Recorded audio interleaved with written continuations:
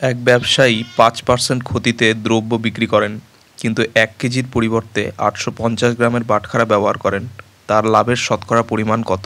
তো অঙ্কটি করবো, দেখো।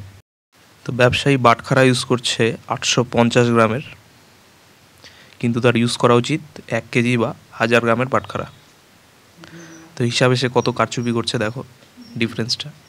আচ্ছা, বলেছে 5% ক্ষতিতে দ্রব্য বিক্রি করে, তাহলে ১০০০-এ 5% কত হচ্ছে? ১০০০-এ 5% মানে ৫০ টাকা। ৫০ টাকা সে মাইনাস করে দিতে হবে ১০০০ থেকে, তাহলে হচ্ছে ৯৫০ গ্রাম। এবার ডিফারেন্সটা দেখো ১০০-র। তো ৮৫০ গ্রামের মধ্যে সে কত? ১০০ টাকা লাভ করছে। পার্সেন্টেজ করতে হবে, তো ১০০ দিয়ে এটাকে কাটাকাটি করতে হবে।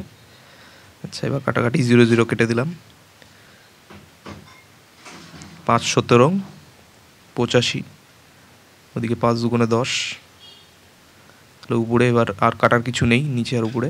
তো 100 আর 2 মাল্টিপ্লাই করে দিতে হবে, উপরে 200 বাই নিচে হচ্ছে 17। এবার এটাকে ভাগ করে আমাদেরকে দেখতে হবে যে কত বেরোচ্ছে।